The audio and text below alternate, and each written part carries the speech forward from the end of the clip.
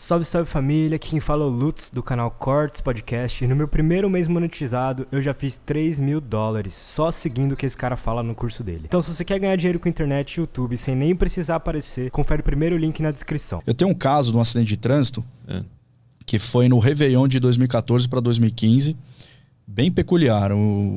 4 horas da manhã eu fui acionado, um motociclista estava com a perna amputada no meio da pista, a moto esmagada, o tanque de gasolina parecia um papel, vários atritamentos da moto no chão, dava para ver exatamente o caminho, da onde ela veio rodando até onde ela foi parar. Ela foi raspando no chão? Foi raspando e rodando, assim, então fazia um desenho bonitinho assim no chão. E aí tinha umas coisas estranhas antes, assim, tinha fezes, né, no chão. Eu falei, caramba, que... Olhei o cara, ele tava sem uma perna, mas algumas lesões, muita escoriação, mas com o abdômen intacto, né? Aí eu falei, tem coisa aqui, né? Aí eu fui procurando, cheguei no... Tinha uma vala de drenagem, tinha uma capivara morta lá. O cara deve ter acertado, né? Deve ter acertado. Lá, a gente inferiu isso, né? Ele sofreu esse acidente. Aí tem situações que, por exemplo, você não pode falar que aquilo foi o necessário, foi o suficiente para a morte dele, né? Pela lesão, provavelmente um veículo passou por cima. Então, não necessariamente o seu laudo é totalmente contundente de você afirmar 100% alguma coisa. Você pode levantar hipóteses. O perito fala aquilo que ele consegue comprovar, né? O achismo não cabe ali naquela situação, né? Só que enquanto o meu fotógrafo gerava as imagens, eu adoro trabalhar com marcador de vestígio, né? Tem gente que não gosta. O que é isso? Que é só aquelas plaquetinhas amarelas, né? Ah, tá. Eu acho que fica muito didático para você fazer a redação do laudo e para os seus, que eu falo, seus clientes lerem, né? O delegado, o promotor, o juiz, fica mais claro. Então, eu posiciono, depois que eu averigo os elementos materiais que são de interesse meu, né, para o caso, posiciono as plaquetas e identifico por numeração o que era o que e qual a correlação entre os eventos, né? Depois que eu posicionei tudo bonitinho, o fluxo de veículos estava muito baixo, né? E eram 2 faixas, né? Era no sentido Rio-São Paulo, e a PRF, que estava responsável pela preservação, junto com a turminha da CCR, que é a empresa privada lá que toma conta da rodovia, liberou o acostamento. Então, de vez em quando, passava um veículo. E aí ficava o pessoal da CCR com a lanterninha. Meu fotógrafo fez umas fotos muito boas, né? Com tripé. Então, ele deixa uma exposição maior. Então, por mais que a luminosidade fosse baixa, ele consegue fazer aquilo lá virar dia, né? Então, ele estava lá, posicionado, tudo bacana. E eu estava fazendo as costas dele ali, né? Parei de periciar, porque o cara tá de costas pro fluxo da rodovia. E aí só o cara da CCR, calma. Um caminhoneiro veio, todo curiosão, veio meio embalado, já devia ser umas 5 horas da manhã. O cara tomba o caminhão no meio do meu local. Então assim, o caminhão foi levando tudo embora. Puta. Só não pegou o cadáver, mas pegou tudo. E foi lá deslizando e terminou de fechar a rodovia. Fechou o acostamento. Aí chega numa hora dessa, você tem que... O teu local fica totalmente prejudicado. As fotos que ele estava fazendo, por sorte, com ele, eu tinha uma prática de... Faz a foto de tudo, enquanto eu vou botando os marcadores, e depois a gente faz as fotos amarradas, né? Que a gente fala bonitinho. Eu tinha foto de tudo, pelo menos. Mas bagunçou todo o local. Então, meu laudo, ele tem ali um antes e depois, né? Cara, como é que o cara tombou o caminhão? Ele deu uma... Acho que ele foi olhar demais e a roda dele pegou naquela valeta que era que tava capivara, perdeu o controle e caiu pra dentro da pista. E as fezes eram da capivara, né? Era da capivara. Claro, a capivara tava bem lesionada, coitado. Aí eu fiz maus tratos também, mentira. Não. Qual foi o caso mais difícil, assim, que tu não entendeu nada quando tu chegou na cena? Não precisa ser necessariamente um crime, mas alguma coisa que tu chegou e era muito estranho, assim, que era difícil de entender. Eu acho que não teve nenhum de não entender nada, mas tem essas complexidades, que nem esse do pai que matou a mulher, a filha. É um quebra-cabeça. Você começa ali, mas era um local confinado. Você começa a levantar as informações e chega. Esse da capivara foi bem complexo, porque você começa... Se você não consegue inferir especificamente o que aconteceu, você começa a tentar descartar coisas que não aconteceram, né? Você tenta deixar... Mas assim, tem os locais trabalhosos, né? Tem um local que eu acho muito chato de fazer, trabalhoso, é a explosão de caixa eletrônico. Porque há estratégia dos caras é tornar o caos na cidade. Então eles sempre explodem o caixa eletrônico, metralham a basezinha da polícia militar que tem lá uma guarnição de 2, 3, 4 pessoas no plantão.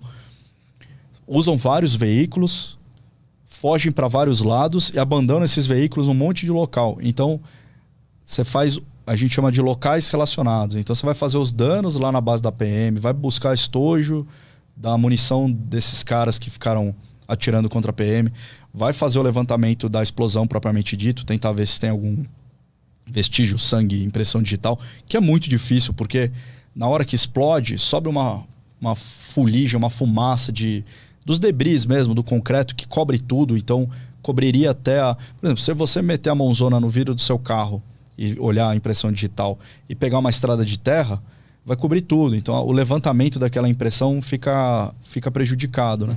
E aí você tem que fazer o levantamento desses veículos para ver se você acha material genético dos caras lá dentro, cabelo, alguma informação. O cara teve um colega, não é meu esse caso, que eles saíram catando cavaco, né? Depois da explosão, o cara deixou um celular. Cara. E aí a investigação foi lá, pegou aquele celular, pegou os números que tinha na agenda do cara, grampeou tudo aquilo e ficou buscando informação. Um dos números era de uma cônjuge do cara, e aí foi todo um trabalho que eles chegaram à quadrilha. Mas é um local trabalhoso, né? E normalmente os carros são abandonados 8 km para um lado, numa cidade. Então você fica brincando numa gincana pericial, né? Tentar... Esses são os que os caras pegam reféns também, fazem escudo humano? Nunca peguei com escudo humano. Sempre peguei, assim, cidadezinhas muito pequenas. Até um negócio que também que foi tragicômico, né? Os caras levavam os criminosos saco com... Eles soldam prego intercalado. Eles chamam, acho que é Miguelinho o nome. E aí eles saem jogando na estrada, cara. Então quando eu cheguei, eu ainda tive que fazer o dano nas viaturas da polícia militar, que todas estavam com pneu furado. Porque na hora que chega é impossível ver aquilo à noite no pavimento. E tem caminhos que são obrigatórios de passagem, né? Você está entrando numa cidadezinha pequenininha, tem a rodovia de entrada, uma ou outra vicinal ali, mas basicamente você vai passar por ali. E aí você tem que fazer a perícia de cada carro. De qualquer coisa que eles conseguiram estragar, assim. Qualquer disparo de arma de fogo que pegou a janela de uma casa. Nossa. Isso é um dano num patrimônio. Puta, é um cenário muito grande, né? É pra se grande, identificar. complexo. Quanto tempo dura uma investigação dessa aí? A investigação é da perícia, né? Tu chega o lá... levantamento de local. Isso. Horas de você começar. E normalmente ali, 3, 4 horas da manhã, você volta pra base lá, 10, 11 horas da manhã. É muita coisa pra fazer. Caralho, a rotina não existe nessa profissão. Não tem rotina. Mas tem, cara, tem situações, por exemplo, que a gente fala que é zerar o plantão. Você vai dormir com o seu pijama do ursinho puff e acorda com o despertador. E aí, normalmente, é a hora de ir embora. Então, você vai, lava o rosto, reza pra não entrar nada na... Eu tenho um amigo que tá na equipe de São Sebastião, ele me mandou um áudio esses dias, falou: porra, mano, 2 plantões seguidos, que acho que ele sai 5 horas da tarde, deu local 4h30 nos 2 dias. Local longe. Deu local é 4h30, ligaram, vai ter que trabalhar. Faltava meia hora pra ir pra casa e chamaram. Isso. E a casa dele, no caso, ele não mora lá em São Sebastião, ele mora em São José, então ele ainda iria viajar, né? Nem sempre o perito mora... Eu, por exemplo, quando trabalhava em Cruzeiro, morava em Taubaté. Então é mais ou menos 1 horinha de estrada. Eu ia, tirava meu plantão, aí voltava, aí você tem um intervalo de plantão, né? Que é uma escala diferenciada, né? E... Putz, tem muita coisa que acontece, mas também tem muita camaradagem, né? Você sabe que o outro plantonista tá chegando... Aí você dá um toque e fala, acabou de cair um negócio lá e não sei aonde. Não, beleza, quando eu chegar eu já... Porque a troca não é só de perito, né? A troca é de fotógrafo também. Então, o fotógrafo também às vezes tá ali e fala, putz, cara, eu tenho um compromisso, tem um médico 10 horas da manhã lá. Será que tem como segurar o outro fotógrafo chegar? Fala, não, beleza. Tudo se resolve, né? E tu falou também que tu trabalha com crimes ambientais, né? Pouquíssimo. Assim, na minha equipe... atendi um caso ou outro, mas aí a gente dedicou um perito a ser o responsável por crime ambiental. Mas que tipo de caso? Queimada, desmatamento de área de APP, construção em áreas de APP. Então, assim, que é área de APP? São áreas de proteção ambiental ali, de preservação e proteção, que tem regras, por exemplo, que na margem do rio você deve respeitar, dependendo da largura do rio, a mata ciliar, né? A mata que está em volta daquele rio. Então você não pode construir nada numa distância de tantos metros daquela margem do rio. Então, dependendo da largura do rio, muda a largura. Então você chega lá num cara, o cara construiu um pesqueiro, né? Um mini hotel na margem do rio. Aí você vai lá e faz os registros daquilo. Uma coisa peculiar é que mudou muito o atendimento de crime ambiental. A gente fazer um gancho aí. Os cães são de compra nossa, né? Hoje a perícia do Estado de São Paulo ainda não tem drone próprio. Até tem, mas não estão ainda de usufruto das equipes, né? Está num processo todo de licitação, de treinamento. Já tem umas comissões encabeçando isso, né? Então futuramente vai ter. Mas tem muita gente que usa drone próprio. O cara compra na Amazon um drone e usa na polícia. Eu tinha eu adorava usar no plantão, porque eu peguei um homicídio que o indivíduo entrou com o carro, a vítima, e aí os caras seguiram ele de moto dentro de um prédio residencial popular, aquele que são vários e vários blocos. E ele foi na rua central. E aí ele foi mandando tiro no carro. E o carro caiu num morrinho, num despenhadeiro, no final desse condomínio, né? Ficou com as portas abertas assim. E o cara conseguiu sair do carro, saiu correndo, sangue para todo lado. A foto no nível do solo, ela não mostrava muita coisa, porque tinham várias obstruções visuais. Então tinha um monte de amarração. Aí eu subi o drone, a foto de cima, você faz todo o trajeto. Você pode pedir para um desenhista técnico-pericial, né, que é uma função que tem na perícia, fazer um croquis de toda a movimentação. Hoje a perícia conta com um aparelho lá bem bacaninha, que é um scanner 3D, que ele registra todo aquele ambiente, você consegue navegar por aquele ambiente. Mas ele não está disponível para qualquer hora, para qualquer perito.